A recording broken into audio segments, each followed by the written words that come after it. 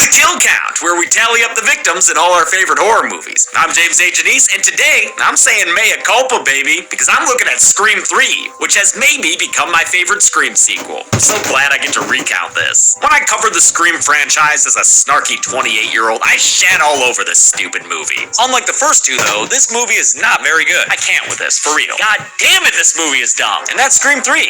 I'd consider it the embarrassing third child of the Scream franchise, a child so trapped in the shadow of its older siblings that it can't help but just suck a whole lot. How cynical I was. As a wizened 33-year-old, I'd fully come around on the utter comedy that is Scream 3. I guess I'm like David Arquette in a way. Sometimes I watch Scream 3 and I'm like, God, I don't like it. And sometimes I watch it and it's like, oh, that's really kind of interesting. Maybe it's because I'm more familiar with filmmaking, so the on-set action is interesting to me. Los Angeles also feels like more of a home at this point, and I like seeing a bunch of familiar places. But the Hollywood setting is the perfect escalation of Scream's ever-evolving meta-ness. In the horror franchise that's always been about horror movies themselves, this third installment shows us how one gets made. Does that mean we need a Jay and Silent Bob cameo? No, that's dumb as hell. But Scream 3 is fine with being dumb as hell. That's not to say I've accepted everything about it. I will always despise the magical voice changer that can match anyone's voice perfectly. Dewey's got our voices.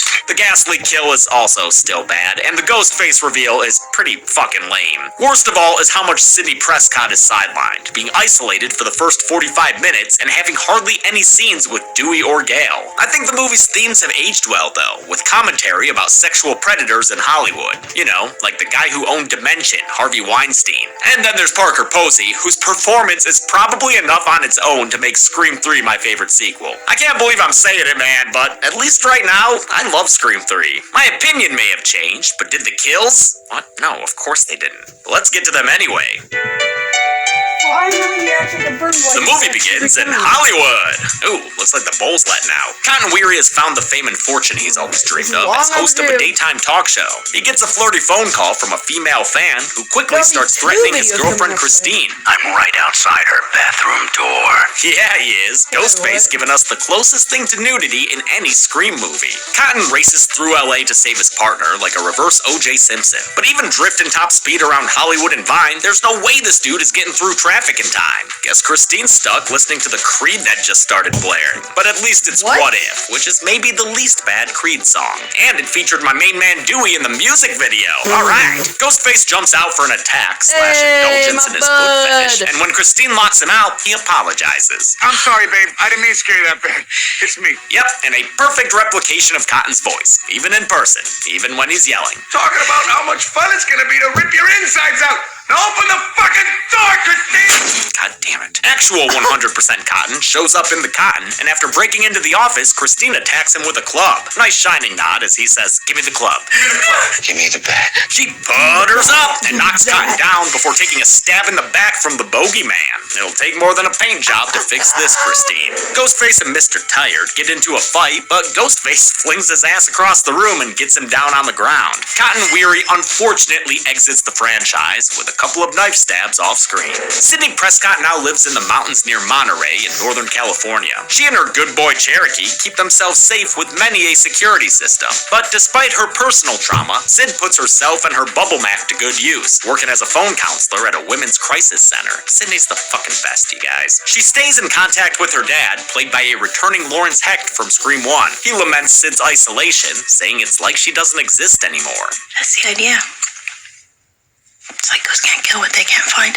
As always, Nev Campbell understands the assignment. This Sidney Prescott is broken in more ways than one. It explains why she's having nightmares about her mom. Ghost Mama Maureen is actually pretty creepy, walking around spiking the camera and shit. Maureen Prescott understands the assignment. This Sidney Prescott is broken in more ways than one. It explains why she's having nightmares about her mom. Ghost Mama Maureen is actually pretty creepy, walking around spiking the camera and shit. Maureen Prescott's murder was the unseen spark that set off this entire series. Come to think of it, she's basically the Lyanna Stark of Scream. Now she's back in the picture. Literally, a photo of her was found at Cotton's murder site. LA detective Mark Kincaid brings the picture to Gail Weathers and asks her for help. She loves shit like this, so she agrees agrees to put a pause on talking to college students and, cutting her own hair, apparently. Gale's bangs in this movie are infamously bad, and turns out David Arquette suggested Courtney Cox cut them like that to look like Betty Page. Didn't work. Nick Cave and his red right hand give us a visitor's pass to a studio lot, the fictional Sunrise Studios, played by CBS Radford in Studio City. Chelsea worked there for a little while as a PA on Friends with Better Lives. At Sunrise, they're filming Stab 3, Return to Woodsboro, with a soundstage dressed for locations from the first film. We saw Stab 1 in the last movie, which portrayed various scenes from the original Scream. I guess we have to assume Stab 2 was about the Windsor College murders in Ohio,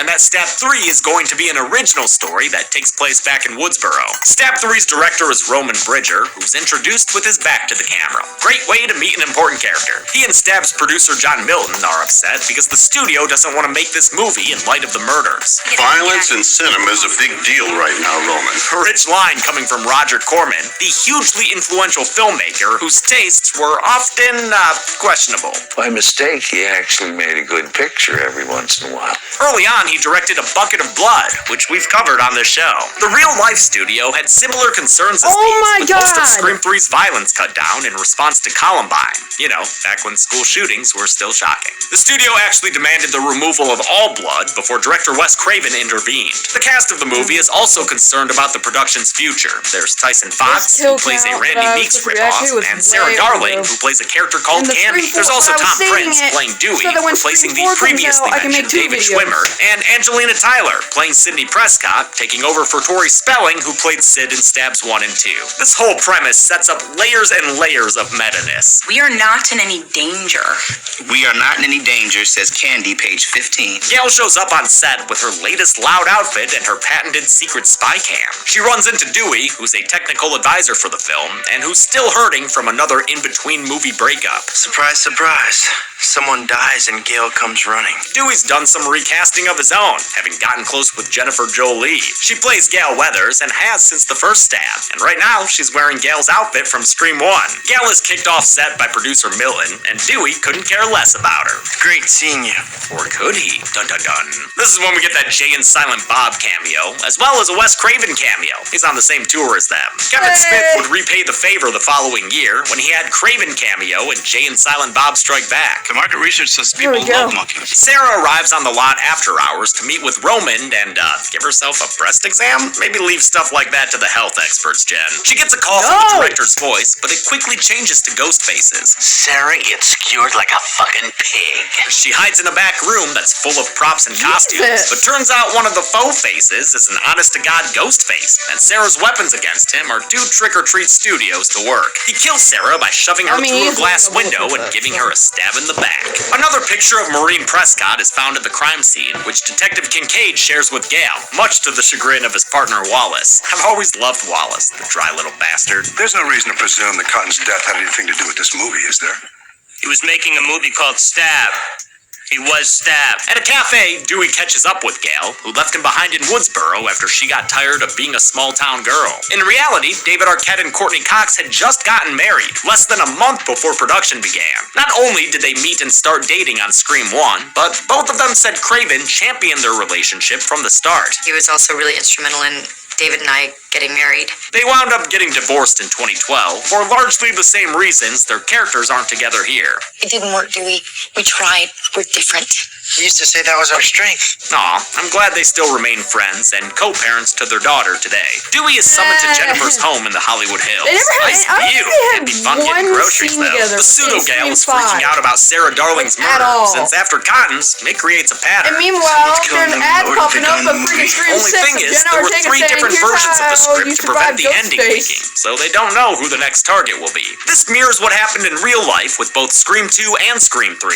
Kevin Williamson had written Screams 1 and 2, but was a little busy when it came time for the threequel. He was still running Dawson's Creek, his script for The Faculty was being made, he was helping with rewrites on Halloween H2O, and he was busy with Teaching Mrs. Tingle, the one and only film he directed. He had written a treatment for Scream 3, but most of it was scrapped, including the plot that would see Stu Macher return. They even went as far as hiring Matthew Lillard. I actually was paid to be in Scream 3 and never had a chance to fulfill it. Williamson's outline involves Stu Macher orchestrating high school killers from prison, and in the wake of Columbine, no one wanted to make a movie about killer teens. Aaron Kruger was hired to write a new screenplay, even though he wasn't familiar with the first two films. Kruger, no relation to Fred, wrote under a tight deadline and finished pages right before they were filmed. Wes Craven also had to do rewrites, and just like with Scream 2, they'd sometimes happen on the same day they were shot. Add in the secrecy over the script, and the poor actors had a hard time memorizing their lines. What's the first thing I check on my YouTube channel? I see my YouTube channel. This was also referenced in the movie itself. Has there been another goddamn rewrite? Copyright claim. How the fuck are we supposed to learn our lines when there's a new script every 15 minutes? Production officially shuts down between Sarah's murder and Roman being accused of it. The cast holds a wake at Jennifer's house to mourn the deaths of their jobs. Gail snoops around for the inside edition, but she's pinched by Jennifer's bodyguard, Stephen Stone.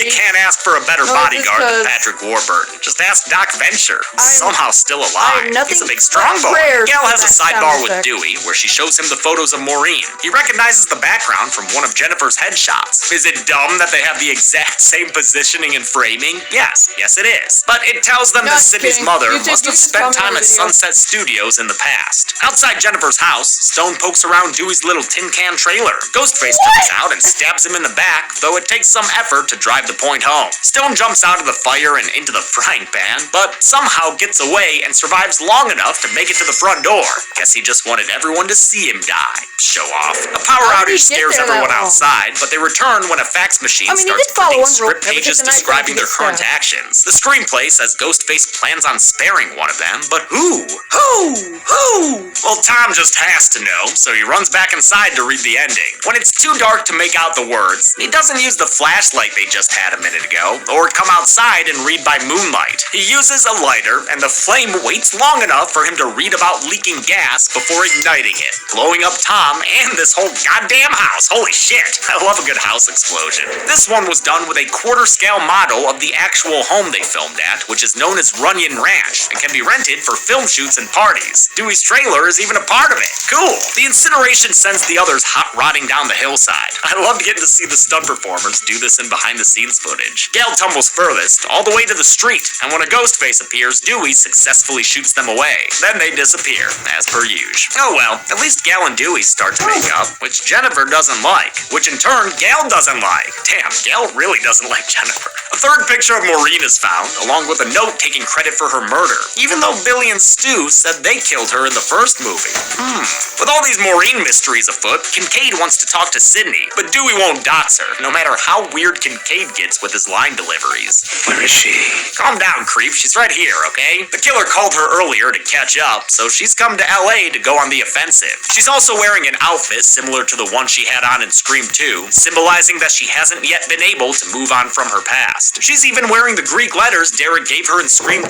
Sid has a warm reunion with Dewey and a slightly cooler reunion with Gal, but hey, at least she's not alone anymore. Her storyline is so separate for most of the movie because of Neve Campbell's availability. She could only shoot for 3 weeks of the 9-week production and had to wear a wig that took 2 hours to apply, since she was also filming Drowning Mona at the same time, and her character in that movie had much longer hair. Kincaid is enchanted to meet Sid, but she's too focused on these old pictures of her mom. They head to where they were taken, Sunrise Studios, where all of a sudden, Martha Meeks appears. She's Randy's little sister, and played by a 16-year-old Heather Matarazzo. She's here with a posthumous tape made by Randy, allowing Jamie Kennedy to return for the third film. A lot of fans were upset about Randy's death. To this day, that's one of like the top 2 things people ask me in my life. You know, it's like, why did you get killed in Scream 2? They briefly considered revealing that Randy had survived his news van stabbing, but that really wouldn't have worked. They settled on this tape and lampshading the complaint. Probably some psycho fan pissed off they killed Randy and stabbed too. Randy's here to do what he always does, give them rules for a horror movie, specifically when it comes to the conclusion of a trilogy. True trilogies are all about going back to the beginning. Thus all the Mama Prescott stuff. Gail splits off to do some investigating alone, but is joined by Jennifer against her will. This is one of the greatest pair-ups in studio lot history. I love the way these two play off each other. And shit, they run into Carrie Fisher. Or, I'm sorry, Bianca Burnett. But you look just like her. I was up for Princess Leia. I was this close. So who gets it? The one who sleeps with George Lucas. Rest in peace, Carrie. You weren't a princess, you were a queen. The studio archives reveal that Maureen Prescott Nie Roberts came to Hollywood 25 years ago and acted under the stage name Rena Reynolds, named after the late Debbie Reynolds, who was, of course, Carrie Fisher's mom. The publicity stills of Rena Reynolds we see were early modeling photos of a young Lynn McCree, whose picture was used for Maureen Prescott in the original Scream. It's so cool that they had McCree return and actually play Maureen in Scream 3. She couldn't have expected that when her picture was used for the first film. The gals learned that Maureen's acting career stalled out after a few cheap horror films. They were all made by John Milton, the current producer of Stab. Sydney stumbles upon the Stab 3 set, finding recreations of her home from the first movie and Stumacher's farmhouse. This scene wasn't in the script, but Craven had the idea to build these sets and then write some scenes around them. And over here would be Sydney's house. Hold on, I'll be right back. I'm glad he did. It really drives home how Scream 3 comes full circle to the first film. Sid goes up to her fake room, which is not only a hot set, but also a haunted set. It's got a ghost face! They have a classic Scream chase scene, which sees them running upstairs again. I love when Sid pushes a fucking equipment cart on him. The great chase ends with her throwing him onto a mattress down below, but since she doesn't elbow drop him, the bastard gets away, and maybe pretends to be her dead mom underneath a crime scene blanket? Give Mommy a kiss and we'll make up. Man, Scream 3, you weird sometimes. Kincaid comes to the rescue and gets all McDreamy in the police station. He's played by Patrick Dempsey, who was hired a day before shooting began. He tries to connect with Sid over the ghost stuff, saying his job has also left him haunted. Ghosts are tough. You can't shoot ghosts. Can't arrest us. Can't fuck ghosts. Oh wait, Scary Movie 2. Oh, and The Entity. Back on the lot, Oh, Dewey's hoping no. nobody calls him a piece of shit. Hey, do. Hey, that's what Anthony is. Rude. He's a Armed with piece their of IMDb trivia, Dewey and the gals go to confront John Milton, who's currently trying to calm down Roman Bridger since he doesn't have a movie to direct anymore. Milton is played by Lance Henriksen, Anthony, who was in watching Aliens, this right now, Alien I only 3, have one Pumpkinhead, word to and say to you. oh, what's that behind you, Lance? Ah, yeah, F Terminator. Milton you. claims Rena Reynolds was a nobody, but Jennifer channels her inner gal and points out that he's produced 3 movies about her murder. You're obsessed with her? And you're obsessed with Stop her spreading daughter! lies about Easy, me. Geraldo. He finally admits that he knew Rena and says she fell victim to sex and drugs at his Hollywood Anthony basically parties. spreading Nothing lies about happened me to her saying that she that I didn't have invite in one way or another. quote No unquote. matter what she said afterwards. It's amazing He to me that says Scream that 3 I has a have rapey producer character something when the around movie the itself had a corner on my rapey producer. computer. I'm shocked the Weinsteins let Which that fly. I'm Dewey already gets a gonna call say from right now, Sydney, I don't supposedly watch that saying she's stuff. going to John Milton's house. He's I hosting a literally birthday don't party watch for that stuff. Roman, Even if which I is looking tried, like I one wouldn't pretty be able to fucking sit downer through of a that damn time. The old Hollywood home is a stuff. cool setting, though. It's the perfect place to go exploring. There's a psycho killer on the loose, and you want to go traipsing around this gigantic mansion? Have you ever actually seen the Stab movies? Every time this dude enters a room, he ends up a goddamn shish kebab. The Stabbies, which I'll call them, leave. We'll be right back. And then they split up and disappear and shit. You know how it goes. Dewey and Gale find a phone and that stupid voice changer thing. Dewey's got our voices. This technology was nowhere near this level in 2000. Hell, even as recently as 2018, you could tell when a voice was being digitally fabricated. This is fake Donald Trump talking. The United States is considering, in addition to other options, stopping all trade with any country doing business with North Korea. I just find it way too far-fetched for the mostly realistic Scream series. Gale splits off to find the Stabby gang, but instead discovers Roman's corpse in a casket. She checks his pulse to make sure he's dead. She checks his pulse to make sure he's dead, then you bumps into a freaking jumpy kidding? Jennifer Jolie. The gaggle of gals run into an Auntie Angelina, who promptly flees when warned of the danger. She's sick of this Hollywood lifestyle. I did not fuck that pig Milton to get a leading role just to die here with second-rate celebrities like you two! Wow, she really got that Sydney rundown, though. Flappy arms and everything. In earlier drafts of the script, Angelina was revealed to be one of the killers. She was going to be an old classmate of Sydney's who became obsessed with her subsequent fame. Character traits later briefly touched on in Scream 4. The ending was changed for various reasons, and Angelina instead became another victim, killed by a stab to the chest. The other ladies Disney Channel their heads over the railing and see Oh her my body God. dragged away. Another chase sees Dewey Sounds like punched the in the stupid face. Exorcist Oh, girl. fucking twice. And more vase breakage. Classic Scream. They always breaking vases, man. Tyson gets stabbed and chased by the face, Oh, you motherfucker! but can't outrun the rug getting pulled out from beneath him. My God! Tyson's probably dead at this point, but for good measure, Ghostface tosses him out of a window. Jennifer is the next to be targeted and winds up on the other side of some two-way mirrors overlooking a bedroom. Gross implications there. Dewey's unable to shoot out the mirrors in time to save her, so Jennifer is killed from getting stabbed to death by Ghostface. Aw man, I'm real sad she's done in the movie. Ghostface is hella efficient here, because he's already grabbing Gal and tumbling with her down the stairs. Dewey tries to do a rescue, but his gun is empty, so Ghostface takes him out with a knife handle to the head. That's Oh my fine, God, but man, that's I hate so how Gal funny. crawls to So it they, like, and basically bumped him in the surrenders head. herself to Ghostface. Sydney finds her file then at the police knocked him station out. and is all like, obsessed much, Kincaid? That She gets a knocked call him from out, Ghostface, who says he's holding Dewey and Gal hostage, so she grabs a gun and heads out to save her friends she's hardly seen. She gets to Milton's mansion, where Tyson's poor body is still laying in a poolside blood pool.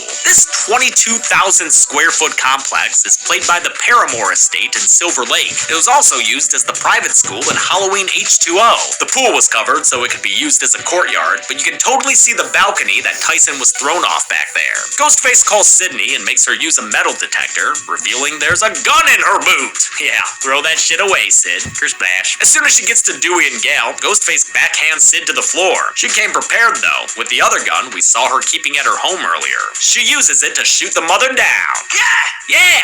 Oh no, he gone. Kincaid is suddenly here, which is kinda sus, my man, but he You ever proves seen he's a good Scream guy 5? when he intercepts a They just Ghostface went over the head attack. right Ghostface now. beats him down, then goes after Sid. You don't want to hear it, Fucking skip past clumsy this ass. He chases her through a secret bookcase door Basically, that it was leads so into John sad, though, Milton's to hidden see screening Dewey room. die Ghostface in appears in that Scream 5. ghost mom body bag and shows how they survived the gunshots with a bulletproof the man vest. was The tactical an Ghostface old is guy. revealed to be wait, who are you? Roman Bridger, director. Oh, yeah, that's Roman. The guy introduced with his back to the camera and who wore glasses in every other scene. He's the killer. And brother. And brother. Well, half-brother. When she was going by Rena Reynolds, Maureen Prescott was raped right here in John Milton's manor. Roman was born of that rape. And if you think that's bad, things could have been worse. In the original script, where Angelina was the second killer, Roman was sleeping with her to fulfill an incest fantasy. Okay, Angelina would have helped set up Roman's fake-out death, but whether he had help or not, Gal checked his goddamn pulse. I know Craven himself said there are ways to slow a pulse down, but maybe just don't include that moment. It makes Gal look dumb. Of course, this reveal sucks in plenty of other ways too, like how Sydney has no idea who this guy is. She's never met him before. They've never even been in the same scene until now.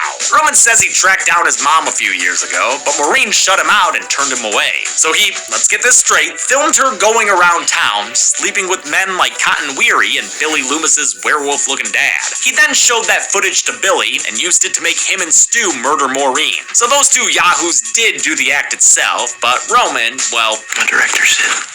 I direct. Then who the frick directs. did This Billy ending, Loomis, including Roman being Sydney's brother, Pokey was Pokey purportedly written by an to have a uncredited daughter, Lita then. Kalogridis, Because in who Scream would later 5 go and on to 6, write Shutter it's the Island story of and the daughter executive of produce Billy Loomis. Avatar. Holy shit. She was hired by Bob Weinstein after he fired Aaron Kruger. But don't feel bad for Kruger. He'd go on to write The Ring and co-write Top Gun freaking Maverick. Roman has John Milton tied up, probably the best thing he's ever done. Thanks to the voice changer, he has a tape of Sydney's voice saying she's going to kill Milton for what he did to her mom. In reality, Roman kills the predatory producer with a quick and simple throat slit. I like that Scream 3 was tackling the casting couch problem long before the mainstream Me Too movement. Between Maureen, Carrie Fisher's character, and Angelina, there's a lot of calling out gross dudes in power exploiting young women. As for Roman, he's not a rapist, he's just a whiny little bitch. I love how Sydney's totally over shit like this by now. God, why don't you stop your whining and get on with it? I've heard this shit before. Stop! Aw, baby poopy pants. They get into a fight that includes yet another vase being broken.